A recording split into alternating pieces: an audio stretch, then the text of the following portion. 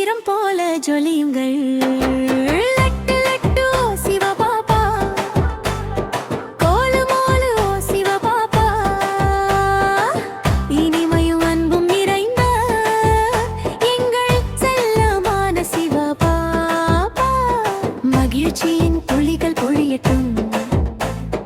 சந்தோஷம் மழையாக பொழியட்டும்.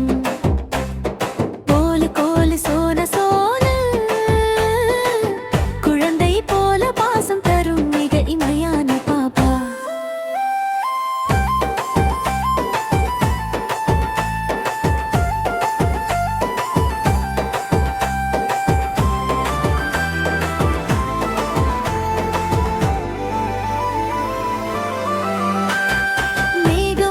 சிரிப்பு பொழியட்டும்.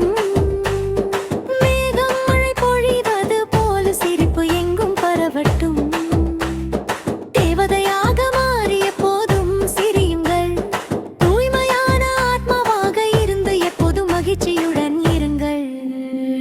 சகடி மகடி நீ என் பாப்பா, நீ என் உலகம், நீ என் அன்பான தந்தை.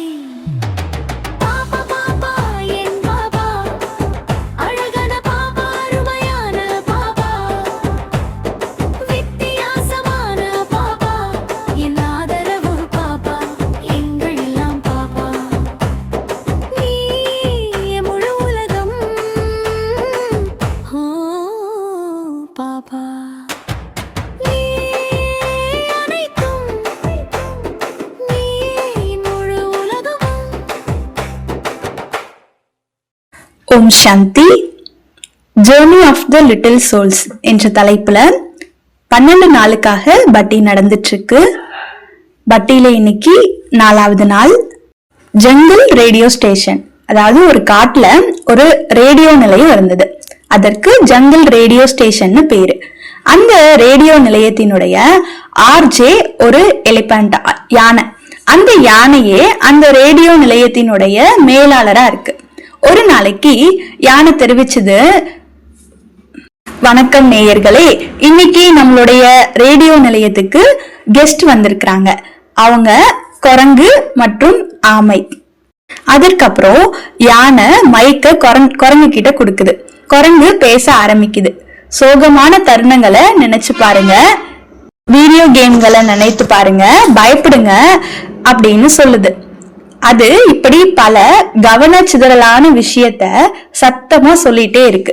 குரங்கு பேச ஆரம்பிச்சதோ ரேடியோவை கேட்டுட்டு இருந்த எல்லா விலங்குகளுடைய கவனம் சிதறி போச்சு. இது என்ன சத்தம், எவ்வளோ தொந்தரவா இருக்குன்னு எல்லாருக்கும் தோண ஆரம்பிச்சது. குரங்கு சில நேரம் பேசிட்டே இருந்துச்சு. அதுக்கப்புறம் ஆமை அந்த மைக்க வாங்குது. ஆமை மெதுவா பேசுச்சு. ஒரே நேரத்துல ஒரு எண்ணத்தை மட்டும் யோசிப்போம், அமைதியா இருப்போம், முடியலன்னா மீண்டும் முயற்சி செய்வோம்னு ஆமை சொல்லுது.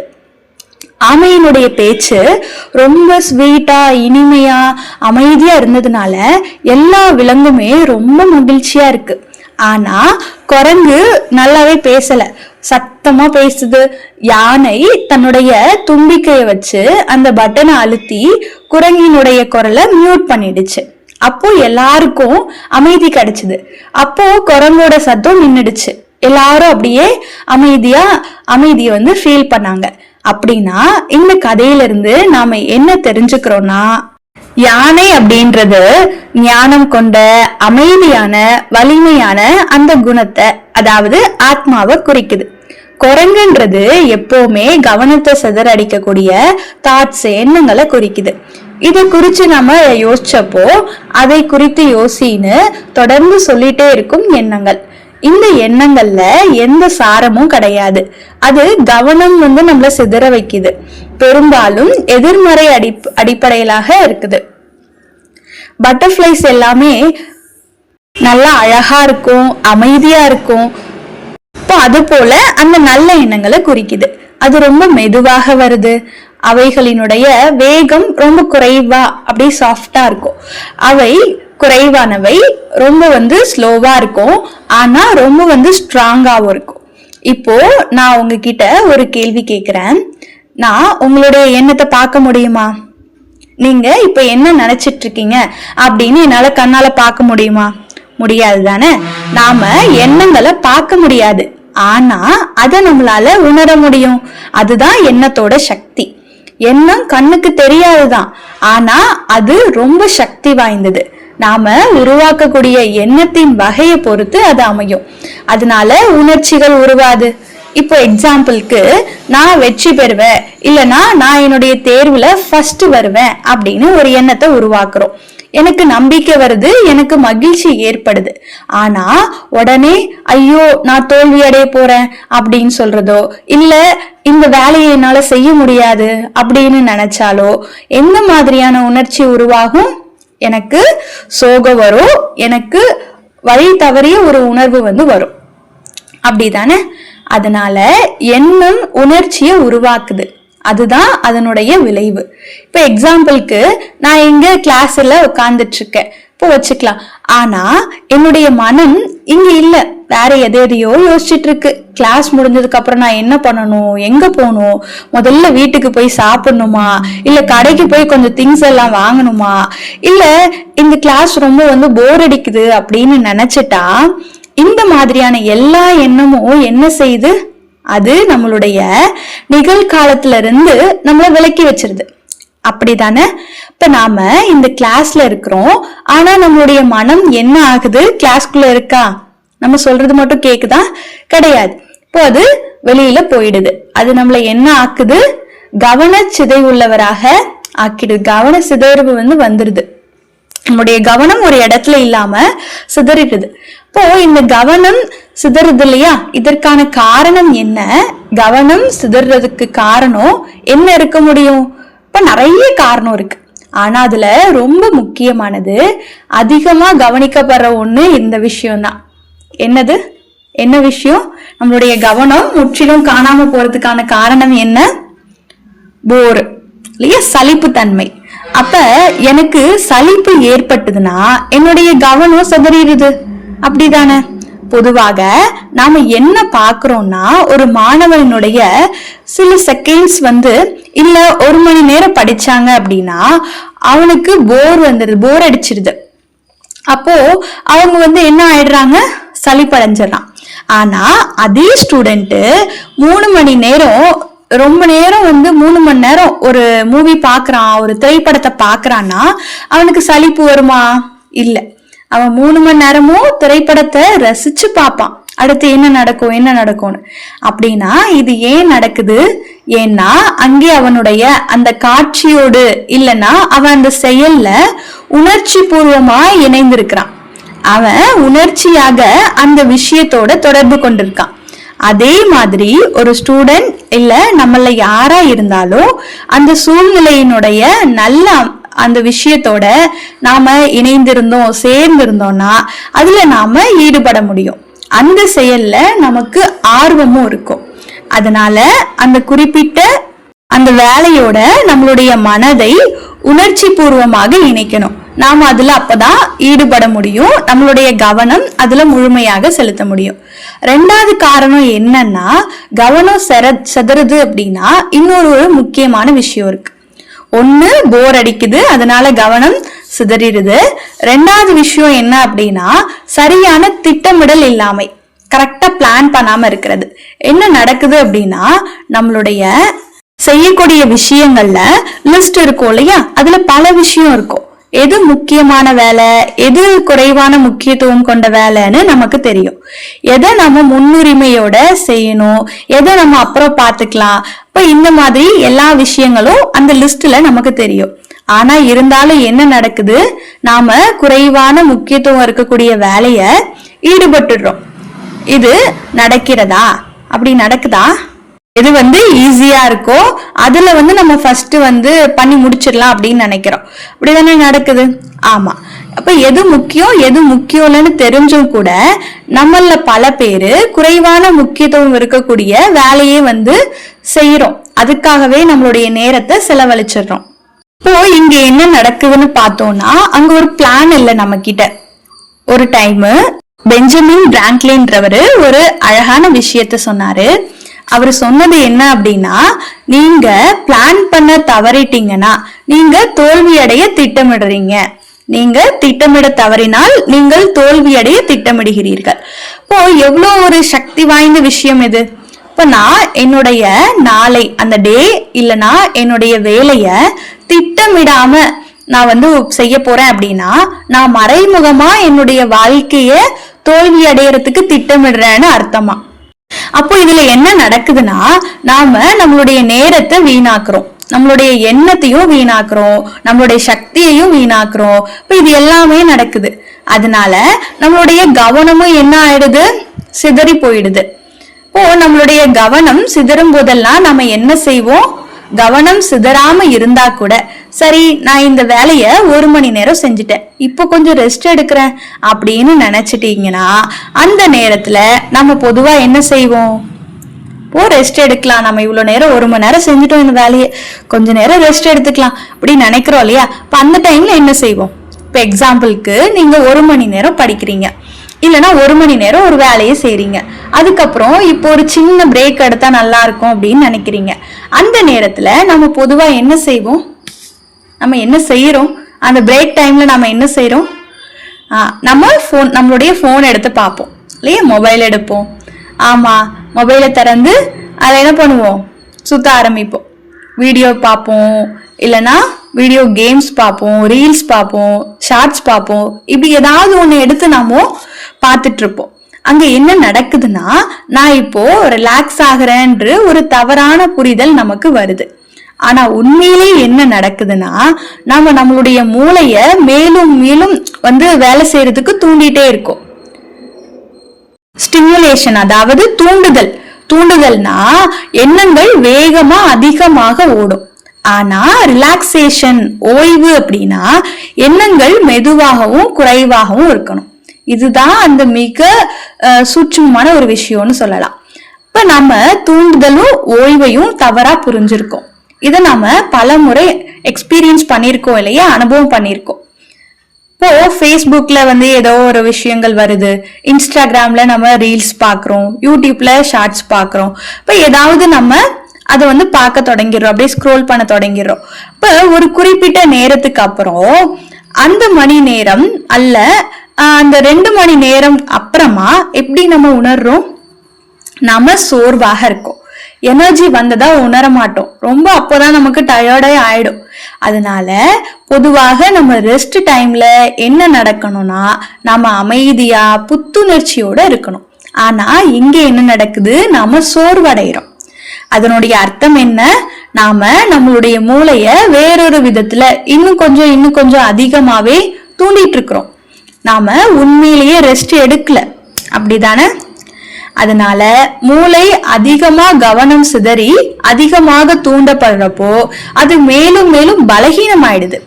அதனால இந்த வித்தியாசத்தை புரிஞ்சுக்கிறது ரொம்ப முக்கியம். அப்படின்னா நம்ம என்ன செய்யணும், மூளை செயல்படுத்தாம ஒரு செயலை நாம செய்யணும். இப்ப எக்ஸாம்பிளுக்கு இயற்கையோடு கொஞ்ச நேரம் நம்மளுடைய நேரத்தை செலவிடுறது, அப்புறம் அவுட்டோர் கேம்ஸ், அதாவது வெளிப்புற விளையாட்டுகள் நம்ம அது ஏதாவது பண்ணலாம். இல்லைன்னா நம்மளுடைய பெட்ஸ், செல்ல பிராணிகள், அவங்க கூட விளையாடுறது, குழந்தைங்க கூட நேரம் ஸ்பெண்ட் பண்றது, இது எல்லாமே நம்ம பண்ணலாம். இது எல்லாம் நம்மள ஓய்வடைய வைக்கும், நம்மளுடைய உள்ளத்தை மீண்டும் புத்துணர்ச்சி அடைய வைக்கும். இன்னொரு எக்ஸாம்பிள் எடுத்துக்கிட்டோம்னா, ஒரு காரு 12 மணி நேரம் தொடர்ந்து அப்படியே பிரேக்கே இல்லாம ஓடிட்டே இருக்கு. அப்ப என்ன ஆகும், என்ஜினை அணைக்காம 24 மணி நேரம் தொடர்ந்து ஓட்டிகிட்டே இருந்தா என்ன ஆகும், அது டிஸ்சார்ஜ் ஆயிடும் இல்லையா? அதே போலதான் மனசுக்கும் நடக்குது. மனதுக்கு ஓய்வெடுக்கணும், மீண்டும் சக்தி பெறணும். தேவையான அந்த நேரத்தை, அதாவது டவுன் டைமை நாம அதுக்கு கொடுக்கணும். பல உடல்நல பிரச்சனையெல்லாம் வருது, குறிப்பாக மனசுலயும் பிரச்சனை வருது. அதனால மனதுக்கு அந்த down time, self time, relax time ரொம்ப அவசியமாக இருக்கு. அதனால அதிகமாக யோசிக்கக்கூடிய அந்த inner storm of overthinking அப்படின்னு சொல்லுவாங்க, அதாவது உள்ள நடக்கக்கூடிய புயல், இப்ப நாம கட்டுப்படுத்துறது ரொம்ப முக்கியம். ஓவர் திங்கிங் அப்படின்றது ஒரு புயல் மாதிரி தான், அதிகமாக யோசிக்கிறதுன்னு, இப்படிதானே? இப்ப அது திடீர்னு புயலா வந்துரும். எண்ணங்கள் ஓடும் ஒரு ஓட்ட போட்டி மாதிரி இருக்கும், அந்த அளவுக்கு புயல் மாதிரி இருக்கும். அதனால அந்த எண்ணங்களை நம்ம அடக்கி கட்டுப்படுத்தணும்னா நாம கத்துக்கணும், அந்த கலையை கத்துக்கணும், கட்டுப்படுத்தக்கூடிய கலையை. இப்ப நாம நம்மளுடைய பெட்ஸ் நம்மளுடைய கட்டளைக்கு உட்பட்டு இருக்கணும், கீழ்ப்படியணும் அப்படின்னு நாம அதுக்கு பயிற்சி கொடுக்கிறோம் இல்லையா? நம்மளுடைய சொந்த பிராணிகள், செல்ல பிராணிகளை என்ன பண்றோம், நம்ம சொல்றதை கேட்கணும்னு நினைக்கிறோம். அதே போல நம்மளுடைய சொந்த எண்ணத்தையும் கட்டுப்படுத்தக்கூடிய அந்த கலையை நாம கத்துக்கணும். அதற்கு பல டெக்னாலஜி டெக்னிக்ஸ் நிறைய இருக்கு. இப்ப நாம பார்க்கிறப்போ ஓவர் திங்கிங் நிலையில இருக்கிறப்போ எண்ணங்கள் ரொம்ப வேகமா ஓடும். அதுக்காக ஒரு டெக்னிக் கூட இருக்கு. பல தியான பயிற்சியில நாம செய்யறது போல மூச்சு மேல நம்ம கவனம் வைக்கணும். இது ஒரு அடிப்படையான ஒரு நிலை. உங்களுடைய மனம் கட்டுப்பாட்டை இழந்திருக்கும் போது ரொம்ப ஈஸியான வழி உங்களுடைய மூச்சின் மீது கவனம் செலுத்துறது தான். நீங்க உங்க மூச்சை விழிப்புணர்வோட கட்டுப்படுத்துறப்போ உங்களுக்கு மறைமுகமா உங்க உடல்ல இருக்கக்கூடிய பாராசிம்பத்திக் நர்வஸ் சிஸ்டம் அப்படின்ற ஒரு இது தூண்டப்படுது. அந்த நரம்பியல் அமைப்பு உடலுக்கு ஓய்வு எதிர்வினையை கொடுக்குது, ரிலாக்ஸேஷன் ரெஸ்பான்ஸ கொடுக்க ஆரம்பிக்குது. உடல்ல செயல்பாடுகள் மெதுவாக அப்படியே கூலாக தொடங்குது. அதனால ஒரு தொழில்நுட்பம் மூச்சு மேல கவனம் செலுத்துறது. இன்னொரு முக்கியமான விஷயம் என்னன்னா, எந்த ஒரு சூழ்நிலையை பத்தியும் நாம எக்ஸ்பீரியன்ஸ் பண்றது அந்த சூழ்நிலையினால கிடையாது, அந்த சூழ்நிலைய பத்தி நாம எப்படி விளக்கி இருக்கோம் அப்படின்றதுதான். இப்ப அந்த சூழ்நிலையை நம்ம எப்படி புரிஞ்சிருக்கோம், எப்படி அதை நம்ம பகுப்பாய்வு பண்றோம், அதுதான் நம்மளுடைய அனுபவத்துக்கு காரணமாக இருக்கு. உண்மையிலேயே அது அந்த நிகழ்வு கிடையாது, அந்த நிகழ்வுக்கு நான் காட்டக்கூடிய ஒரு ரியாக்ஷன் தான், எதிர்வினை. அப்ப என்ன வேகமா யோசிக்க வைக்குதா இல்ல மெதுவாக அமைதியா யோசிக்க வைக்குதான்னு நாம தீர்மானிக்கணும், அப்படிதானே? அதனால இது ரொம்ப முக்கியமான விஷயமாக இருக்கு. இப்போ எக்ஸாம்பிளுக்கு ஒரு ஸ்டூடெண்ட் இருக்காங்க, அவங்களுடைய பேராசிரியர் கிளாஸ் முடிஞ்சதுக்கு அப்புறம் என்ன மீட் பண்ணு அப்படின்னு சொல்லிட்டு ஒரு மெயில் அனுப்புறாங்க. இது இப்ப பொதுவா என்ன நடக்கும், நான் என்ன தப்பு பண்ண, என்ன நடந்தது, எனக்கு என்ன நடக்க போகுது, அப்போ என்ன வெளியில அனுப்பிடுவாங்களா, அப்ப இந்த மாதிரியான தாட்ஸ் எல்லாமே ஓட ஆரம்பிக்கும். இது நான் உருவாக்கக்கூடிய எதிர்மறையான ஒரு ஸ்டோரி. ஆனா அதே சூழ்நிலையில நான் இப்படி யோசிக்கலாம், இந்த மெயிலுக்கு பல வாய்ப்புகள் இருக்கலாம், இவங்க எனக்கு ஒரு பாசிட்டிவ் ஃபீட்பேக் சொல்லலாம், இப்போ நான் கத்துக்க தயாராக இருக்கேன், இது நான் உருவாக்கக்கூடிய இன்னொரு ஸ்டோரி. அதனால நம்மளுடைய அந்த எந்த எண்ணத்தை நாம உருவாக்குறோமோ அதே எண்ணம் அனுபவத்தை தீர்மானிக்கும், அதே எண்ணம் எண்ணங்களின் ஓட்டத்தை தீர்மானிக்கும், அதே எண்ணம் தான் என்னுடைய முடிவையுமே தீர்மானிக்குது, அப்படித்தானே? அதனால நம்ம நம்மளுடைய எண்ணங்களை, நல்ல எண்ணங்களை நாம உருவாக்கணும். அடுத்தது, ஒரு எண்ணத்தோட நான் எவ்வளோ நன்றாக ஈடுபடுறேன், இல்ல ஒரு எண்ணத்தை நான் எவ்வளோ நன்றாக அதை விட்டு விலகுறேன். இப்படி ரெண்டு விஷயம் இருக்கு. ஒண்ணு என்கேஜ்மெண்ட், ஈடுபடுறது, இன்னொன்னு இக்னோர் பண்றது, அதை புறக்கணிக்கிறது. இப்ப ஒரு குறிப்பிட்ட எண்ணத்துல நான் அதிகமா ஈடுபடுறேன்னா அந்த எண்ணத்தை நான் தொடர்ந்து பின்பற்றுறேன்றதுதான் அர்த்தம். இப்ப நான் அந்த எண்ணத்துக்கு சக்தி கொடுக்கறேன், ஆனா அந்த எண்ணத்தை நான் இக்னோர் பண்ணல, அது சக்தியற்றதாக ஆயிடும். நான் அந்த எண்ணத்தை ஈடுபடுறேன் அப்படின்னா சக்தி கொடுக்கறேன்னு அர்த்தம். அதே எண்ணத்தை இக்னோர் பண்றேன், விலக்கி வைக்கிறேன் அப்படின்னா சக்தியற்றதாக ஆயிடும். அதனால வேஸ்ட் ஒரு எண்ணம் வரும் இல்லையா? அப்ப எப்போல்லாம் அந்த மாதிரி வேஸ்டான எண்ணம் வருதோ, அது ஒரு ஆப்பை நம்ம திறக்கும் போது வரக்கூடிய ஆட்ஸ் எல்லாம் வரும் இல்லையா, விளம்பரங்கள், அது போலதான். இப்ப நம்ம ஏதோ ஒரு ஆப் நம்ம ஓபன் பண்றோம் அப்படின்னா நிறைய அட்வர்டைஸ்மெண்ட் எல்லாம் வரும். அப்போ அந்த விளம்பரத்தை நாம கிளிக் பண்ணோம் அப்படின்னா அதோட என்ன தொடர்பு இருக்கோ அது எல்லாமே வரதுக்கு ஆரம்பிச்சிடும். அது நம்மளுடைய முழு திரையும் பிடிச்சுக்குது. அதோட நம்மளுடைய நேரமும் சக்தியும் வீணாயிடுது. அதே மாதிரி இந்த தேவையற்ற எண்ணமும் கூட ஒரு ஆட் மாதிரி தான். அது தோன்றும் போதெல்லாம் முதல்ல நம்ம செய்ய வேண்டியது என்ன அப்படின்னா அதை ஏத்துக்கிறது. அதாவது ஏத்துக்கணும் அப்படின்னா இந்த எண்ணம் வந்திருக்குன்னு முதல்ல உணர்றது. அதுக்கப்புறம் விழிப்புணர்வோட அந்த எண்ணத்துல இருந்து கவனத்தை வாபஸ் வாங்கிக்கணும். அப்ப அந்த எண்ணத்துல இருந்து கவனத்தை எடுத்துக்கிட்டு நிகழ்காலத்தின் மேல நம்மளுடைய கவனத்தை செலுத்தணும். அதனால எந்த எண்ணத்துல ஈடுபடணும், எந்த எண்ணத்தை நம்ம இக்னோர் பண்ணணும், இது என்னுடைய சாய்ஸ் தான் இல்லையா? இப்ப நாம எதுல எங்கேஜ்டா இருக்கணும், எதை நம்ம இக்னோர் பண்ணணும்னு நம்ம கையில தான் இருக்கு. நான் தேவையில்லாத இல்ல எதிர்மறையான எண்ணத்தை இக்னோர் பண்றேன் அப்படின்னா அது சக்தி இல்லாததா மாறிடும் இல்லையா?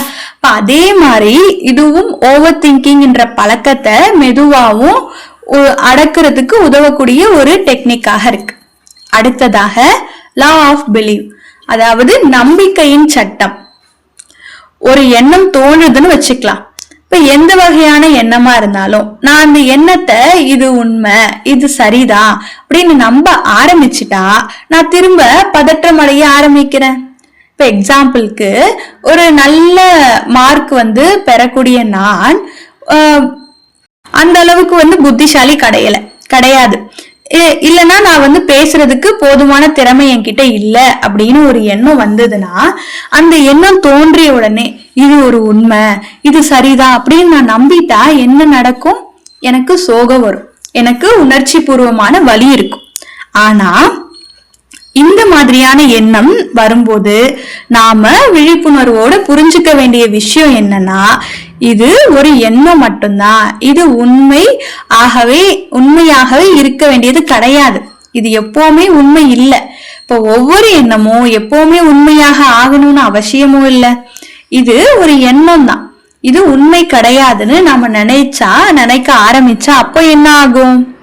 இப்போ அது ஒரு சர்க்கியூட் பிரேக்கர் மாதிரி செயல்படும். அதாவது ஒரு எண்ணங்களினுடைய சுற்று, சர்க்கிள் ஆஃப் தாட்ஸ் ஓடிட்டே இருக்கிறப்போ இது ஒரு எண்ணம் தான், இது உண்மை இல்லை அப்படின்ற ஒரே வாக்கியம் அந்த சுற்றை உடைச்சிரும். அந்த தாட், அந்த சர்க்கிள் கட் ஆயிடும். அதுக்கப்புறம் என்ன நடக்கும்? நான் தெரியாமலேயே அந்த எண்ணத்தை நம்பக்கூடிய நிலைமையில இருந்து விளக்கிடுவேன். அன்கான்சியஸ் பிலீவர்னு சொல்லுவாங்க. இப்ப அதுல இருந்து விளக்கி நான் அதை எப்படி மாத்துவேன் அப்படின்னா ஒரு கான்சியஸ் பிலீவரா, அப்சர்வரா நான் அதை மாத்துவேன். அதாவது விழிப்புணர்வுள்ள பார்வையாளர் நிலைக்கு நான் அதை கொண்டு போவேன். அப்ப அந்த எண்ண ஓட்டத்துல இருந்து நான் விலகி அதை வெறும் பாக்குறேன், அவ்வளவுதான். இதுவும் எண்ணங்களின் வேகத்தை மெதுவாக்க உதவுது. அப்போ நான் அந்த எண்ணங்களை மேலும் நல்ல முறையில மதிப்பிட முடியும். மேலும் எண்ண ஓட்டத்துல நம்ம புரிஞ்சுக்க வேண்டிய இன்னொரு முக்கியமான விஷயம் என்ன அப்படின்னா எக்ஸ்பெக்டேஷன்ஸ், அதாவது எதிர்பார்ப்புகள். நம்மளுடைய எதிர்பார்ப்புகள் என்ன ஆகுது அப்படின்னா ரியாலிட்டிக்கும் இடையில ஒரு கேப் உருவாச்சுன்னா அங்கதான் ஓவர் திங்கிங் ஸ்டார்ட் ஆயிடுது. அதாவது நம்மளுடைய எதிர்பார்ப்புக்கு ஏதாவது ஒரு இது உண்மை நடக்கும் இல்லையா? எதிர்பார்க்கிறது ஒன்னா இருக்கும், நடக்கக்கூடிய உண்மை. அப்ப இது ரெண்டுக்கும் கேப் ஆச்சுன்னா ஓவர் திங்கிங் ஸ்டார்ட் ஆயிடும்.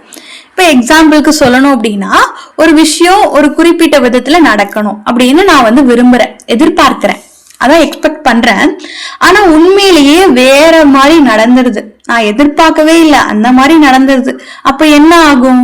என்னுடைய எதிர்பார்ப்பும் அப்புறம் நான் ரியாலிட்டியும் என்ன நடக்கும்னு நினைச்சனோ அது என்ன ஆயிடும்? ரெண்டுக்கும் ஒரு கேப் வந்துடும். அப்ப அந்த இடைவெளி உருவானதும் எனக்கு என்ன கிடைக்குது? ஏமாற்றம். இப்ப எக்ஸாம்பிள் சொல்லணும் அப்படின்னா இப்போ நான் என்னுடைய ரூம்மேட் ஒருத்தவங்க இருக்காங்க, இப்போ அவங்க கூட ரூம்ல இருக்கேன் அப்படின்னு வச்சுக்கலாம். இப்போ நான் எதிர்பார்க்கறது என்ன அப்படின்னா என்னுடைய ரூம்மேட் என்கிட்ட இப்படி பழகணும் அப்படின்னு நான் நினைக்கிறேன். அவங்க அமைதியா இருக்கணும், சத்தம் போடாம இருக்கணும், ரூம் நல்லா நீட்டா வச்சுக்கணும், ஒழுங்கா இருக்கணும், கிளீனா இருக்கணும் அப்படின்னு நான் நினைக்கிறேன். ஆனா இது எல்லாம் என் ரூம்மேட் அந்த மாதிரி பண்ணல. அவங்க அப்படி இல்லை. உண்மையோட நிலை என்னன்னா எதிர்பார்க்கிறது இந்த மாதிரி, ஆனா அவங்க பண்றது வேறா இருக்கலாம். அவங்க அதிகமா வந்து சத்தமா பேசலாம், அவங்க போன்ல வந்து நல்லா சத்தமா வந்து பேசக்கூடிய ஆளா இருக்கலாம். அப்ப என்ன ஆகும், என்னுடைய மனசு இதை ஏத்துக்குமா? அப்போ நான் என்ன செய்யறேன்னா அந்த எண்ணங்களையே திரும்ப திரும்ப யோசிக்க ஆரம்பிச்சிட்டு இருக்கிறேன். இந்த பொண்ணு ஏன் இப்படி பண்றாங்க, அவங்க ஏன் புரிஞ்சுக்க மாட்டாங்க அப்படின்னு என்னுடைய தாட்ஸ்ல ஓடிக்கிட்டே இருக்கு. ஏன் இப்படி பண்றாங்க, அவங்க நம்ம சொல்றதை ஏன் கேட்க மாட்டாங்க அப்படின்னு. ஏன்னா நான் எக்ஸ்பெக்ட் பண்ணது வேற, நான் எதிர்பார்த்தது வேற, ஆனா ரியாலிட்டின்றது வேற, நடந்தது வேற தானே. அப்போ நமக்கு இந்த மாதிரியான எண்ணம் எல்லாம் ஓடிட்டே இருக்கும். அப்போ திரும்ப அந்த பயிற்சி தேவைப்படுது. நான் புரிஞ்சுக்க வேண்டியது என்னன்னா, இது என்னோட கதையின் வடிவம், அதாவது my version of the story. என்னுடைய கதையின் வடிவம்னா என்ன, இப்படிப்பட்ட மனிதர் இப்படிதான் நடந்துக்கணும் அப்படின்னு நினைக்கிறது தான் என்னோட ஸ்டோரி. ஆனா அவங்களுடைய ஸ்டோரி வேற மாதிரி இருக்கும். அவங்களுடைய ஸ்டோரி எப்படி இருக்கோ அந்த மாதிரி நடப்பாங்க. அப்ப இந்த கருத்தை நான் புரிஞ்சுக்கிட்டேன்னா அப்போ என்னால இப்படி சிந்திக்க முடியும். சரி, இது ஒரு வேறுபட்ட சிச்சுவேஷன், சூழ்நிலையாக இருக்கு, நாம இருவரும் ஒரே இடத்தை வந்து பகிர்ந்துக்கலாம்.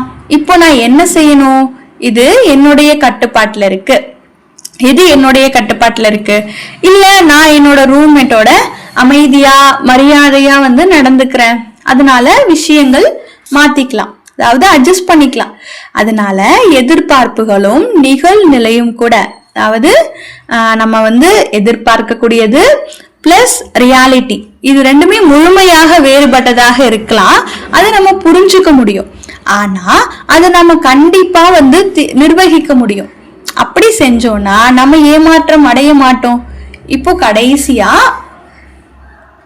லா ஆஃப் ரெபிட்டேஷன், அதாவது மறுமுறை செய்வதின் சட்டம், இல்லைன்னா மீண்டும் மீண்டும் செய்வதின் கலைன்னு சொல்லலாம். இப்ப சில நேரத்துல என்ன நடக்குதுன்னா, ஒரு குறிப்பிட்ட எண்ணத்துல நான் சிந்திச்சிட்டு இருக்கேன், சிக்கிக்கிட்டேன் போய். அப்ப அந்த எண்ணத்தை எவ்வளோ முயற்சி செஞ்சோம் என்னால கடக்க முயன்றாலும் என்னால அதை வந்து கடந்து வர முடியல. அந்த மாதிரியான சிச்சுவேஷன்ல இந்த மறுமுறை செய்வதின் சக்தி வாய்ந்த கலை இருக்கு அப்படின்னா, அதாவது என்னன்னா, எனக்கு ஒரு எண்ணம் வருதுன்னு வச்சுக்கலாம், நான் ஒரு பிரசன்டேஷன் கொடுக்கணும், ஆனா பேசுறப்போ எல்லாத்தையும் மறந்துடுவேன்னு நினைக்கிறேன். இப்ப இந்த எண்ணத்தை என்னால கடக்க முடியல, அந்த நேரத்துல நான் திரும்ப அதை வந்து செய்யறத கையாளலாம். இப்ப நானே இப்படி சொல்லிக்கலாம், நான் அமைதியாவும் நம்பிக்கையோட இருக்கிறேன், நான் எல்லாத்தையும் நினைவுல வச்சுட்டு பேச முடியும், இதை நான் திரும்ப திரும்ப சொல்ல முடியும். அந்த எதிர்மறை எண்ணம் மனசுல இருந்து விலகும் வரை இந்த நல்ல எண்ணத்தை நம்ம திரும்ப திரும்ப பிராக்டிஸ் பண்ணலாம். அப்போ என்ன ஆகும், தானாவே எதிர்மறையான பழக்கமான உருவான அந்த எண்ணம் மனசுல இருந்து வெளியில போயிடும். அதனால ஓவர் திங்கிங்ன்றது எந்த ஒரு எண்ணமும் கிடையாது. நாம சாலையின் விதிகளை தெரிஞ்சுக்காமலேயே ஆட்டோ பைலட் மோட்ல ஓடுறதுனால விளைவுதான் அது. அதாவது மனதை அடக்கி கட்டுப்படுத்தக்கூடிய அந்த கலையை நாம கத்துக்கணும். இன்னைக்கு பிராக்டிஸ் எண்ணங்களை பத்தினது. நல்ல எண்ணங்கள், உயர்ந்த எண்ணங்கள் என்றதுதான் பியூர் தாட்ஸ், அதாவது தூய எண்ணங்கள் தான். அப்ப அந்த தூய நல்ல உயர்ந்த எண்ணங்களுக்கான ஆர்வமும் பேராசையும் பேஷனும் எனக்குள்ள வந்து இருக்கணும். இப்போ கிராஃப்ட் ஒர்க், நாம திரும்ப அந்த பறவையை உருவாக்க போறோம், அது மேல நம்முடைய விஷயத்தை எழுதுவோம். இன்னைக்கு டே முடிவுல இந்த மறுமுறை செய்வதின் பயிற்சியை நம்ம செஞ்சதுக்கு அப்புறம் நம்மளுடைய அனுபவத்தை எழுதலாம். எந்த நேரத்துல எனக்கு தீவிரமான இல்ல எதிர்மறையான எண்ணம் வந்தாலும் அதுல வந்து எனக்கு எப்படி உதவியாக இருந்தது, நான் அதை எப்படி கடந்து போனேன் அப்படின்றத நம்ம எழுதணும். நம்ம செய்ய போகக்கூடிய பறவை செய்ய போறோம் இல்லையா, அதுல ஐ எம் பியூர் அப்படின்னு எழுதணும். நான் தூயவன், நான் தூயவள், அந்த மாதிரி எழுதணும்.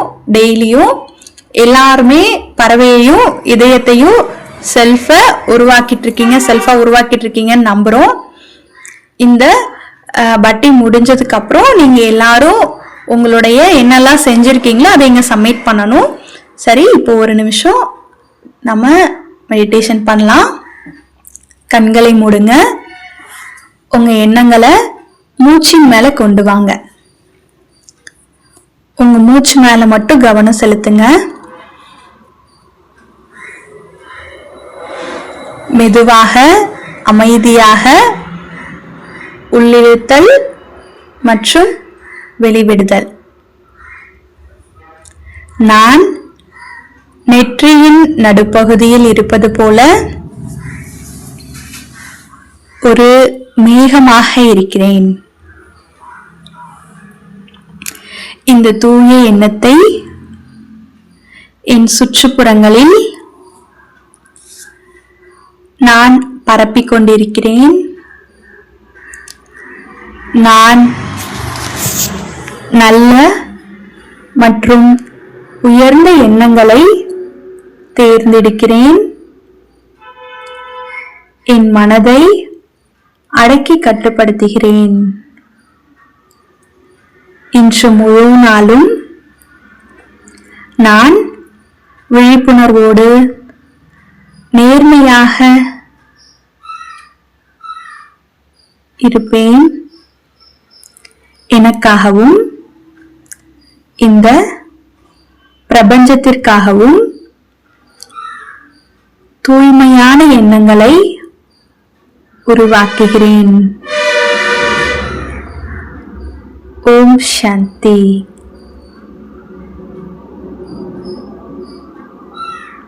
நல்லது. ஓம் சாந்தி.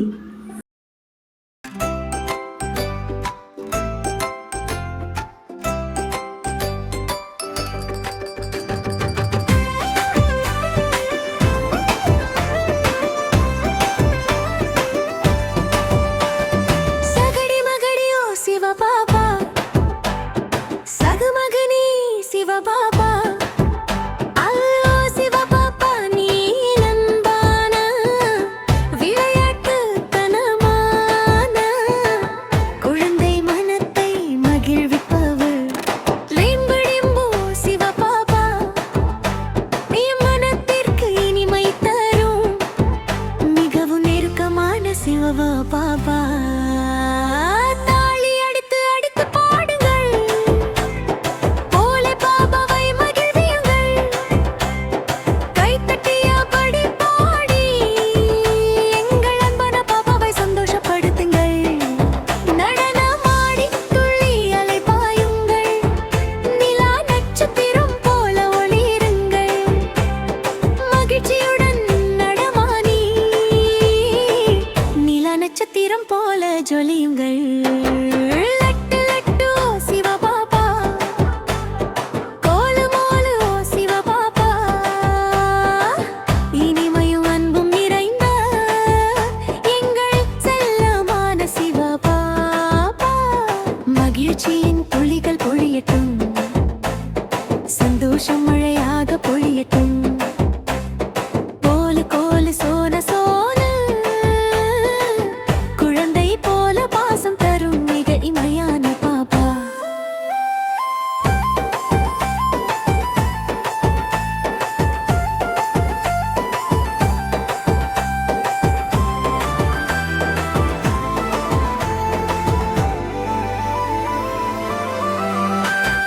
மேகம் போல் சிரிப்பு பொழியட்டும், மேகம் மழை பொழிவது போல சிரிப்பு எங்கும் பரவட்டும். தேவதையாக மாறிய போதும் சிரியுங்கள், தூய்மையான ஆத்மாவாக இருந்து எப்போதும் மகிழ்ச்சியுடன் இருங்கள். சகடி மகடி நீ என் பாபா, நீ என் உலகம், நீ என் அன்பான தந்தை.